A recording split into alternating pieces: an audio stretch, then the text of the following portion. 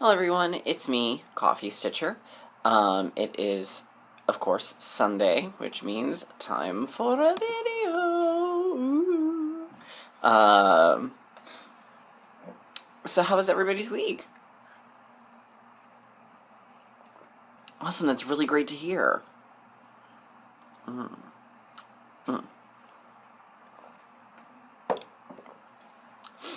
Well, good.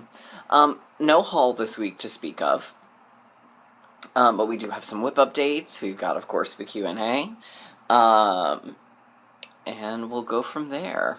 Alright, so we'll dive in with the Q&A. First, Nerdy Stitcher asks, have I tried an AeroPress? No, I have not. I'm not really entirely even sure what an AeroPress is. I know it does involve coffee, but I want to say when I was doing my research, I feel like it was one of those things that was kind of bulky and expensive, so I just sort of looked past it. But I could be wrong.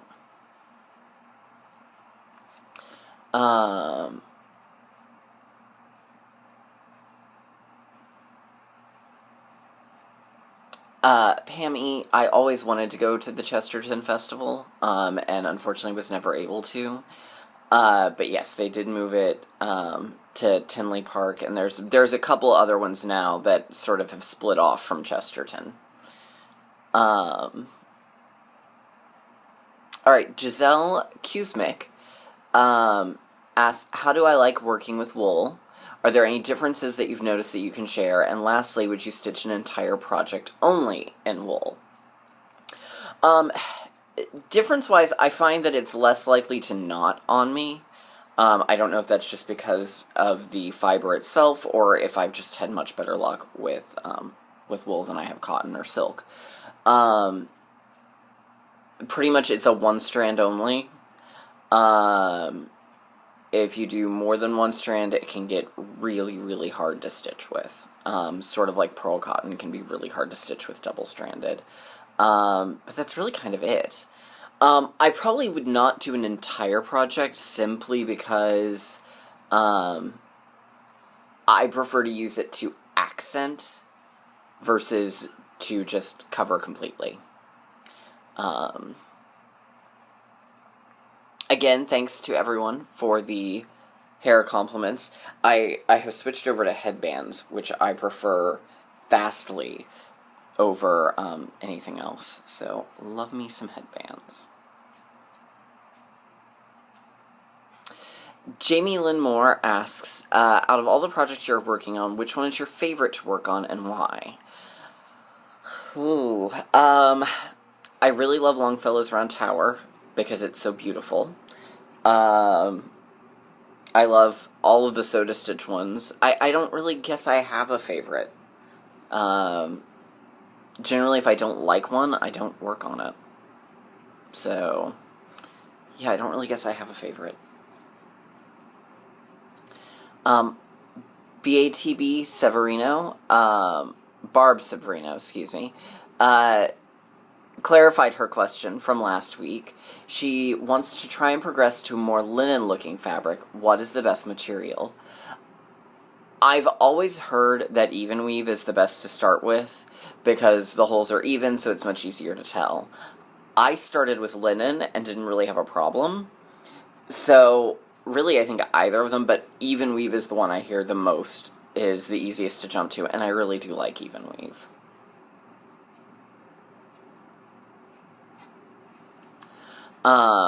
Lucy W. asks, am I on Twitter? I do have a Twitter account that I have not touched in almost 10 years. I think the last time I tweeted something was during my final semester of college, and that was the fall of 2009. So, I have one, I don't use it.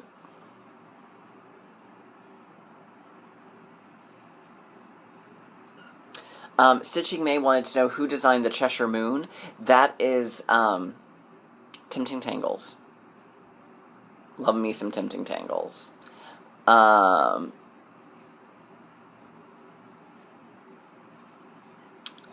Christy Jugan, if you will message me, I will send you my address. Alright, Shirley Miranaka, has several questions for me. There's many floss doers who are doing the 20 random facts. Instead of 20 facts, can you give us 5 since I'm being put on the spot? And I can. I hear about a Snag Nabbit tool, but not quite sure what this tool is used for or how it works. I don't have one, but from what I understand, it's kind of... It's a little metal thing, and it's got a small little hoop, a little bit like a needle threader, and you slide it under stitches to pull little loose fragments down and secure them. That's essentially what I believe they're for. I could be wrong, though. What is the difference between the DMC variegated thread and the DMC colorless? I still don't have any of the colorlesses in my own stash.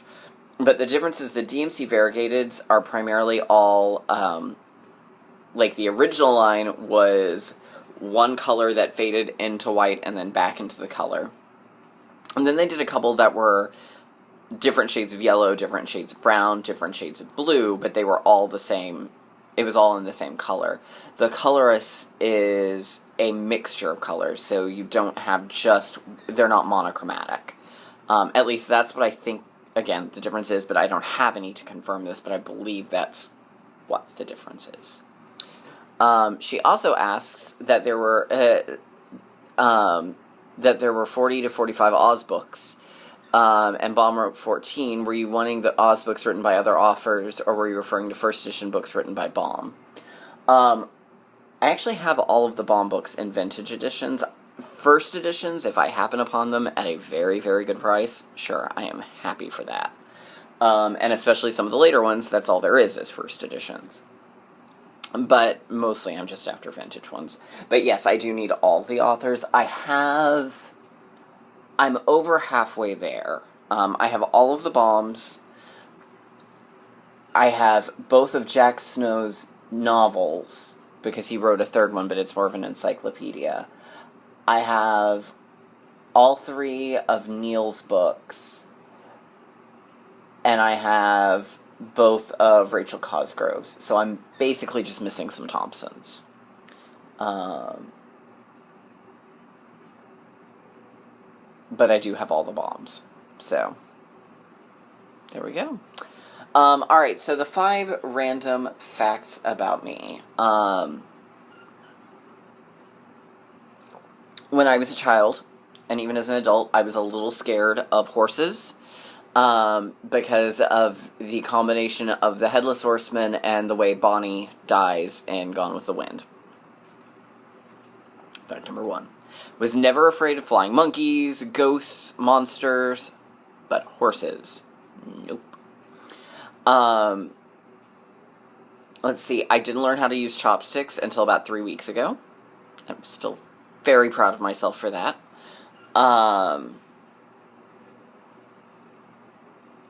Let's see, another fact about me, I can lick my elbow.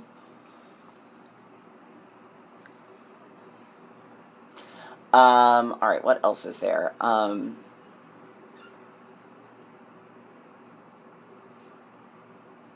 have never seen the ocean. My family didn't travel when I was a kid. And so I was actually supposed to see it when I went to OzCon, but because my flight was delayed by 4.5 hours, I didn't actually get to.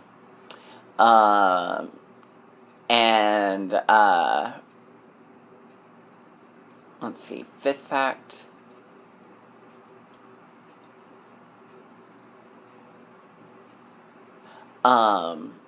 Okay, 5th fact. I really love socks, but I don't love to wear shoes.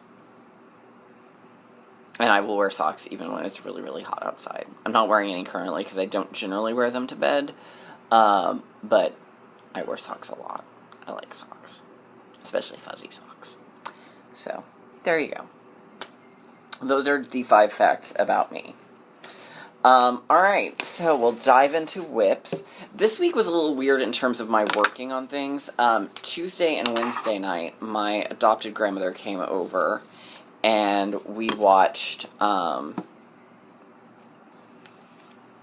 we had dinner with her, and we watched the, TV version of The Shining. So Tuesday I didn't get any stitching done. I was just too wiped out. Sorry, didn't mean to jostle that. And I did not finish as much on Cheshire Moon as I thought I would on Sunday. So not as much stitching happened this weekend as I had originally thought it would. But I did manage at work. I got the border done on part 1, I got the border done on part 2, and I've almost got it done on part 3. So I will definitely have the border done by the end of next week, and I'm going to go ahead while I'm at it, since, as we all know, I'm not the world's biggest fan of straight lines, and I'm going to go ahead and do the, because there's a little Quaker motif on this side too, and I'm going to do the lines that border it. So, and then it'll be put away for next month. Oops. Where did its bag go? So, and all I've got really is just the fill-in on the inside, and then it'll be done. So I should have a finish on this one next month, which will be nice. We'll see what I can pull back out of the magic drawer again.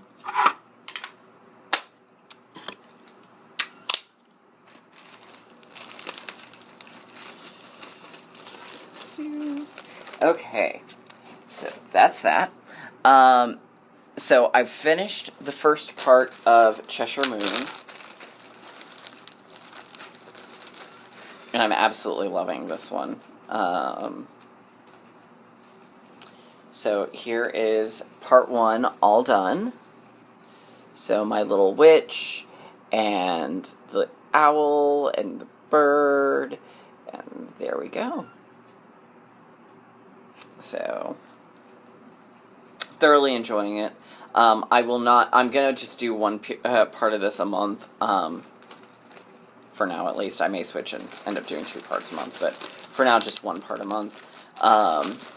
I'm not worried about being caught up to it, so let's see. So I worked on that. Then the next part of Sizzlin' Summer Carnival came out, so of course I had to stop and work on that, and I figured out where I had gotten, I think I'd mentioned last time I was off in one of the spokes on my Ferris wheel, and I figured out what I'd done wrong, so corrected that. So there we go. So the Ferris wheel is almost complete. Just got the bottom part of it, which will be, I guess, sometime next month after. So, really excited, really loving this one. Just in general. Oh dear, my color card got bent. And again, I'm doing mine entirely in Silk Mill Silks.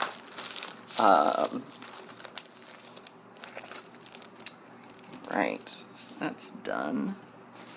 Then I did my little bit on Sarah Davis. And this is all using color and cotton. And this time I used black currant, and I started that row. So, I'm really not too... What I'm kind of doing is I'm just making sure I put in a little bit here and there. And then when...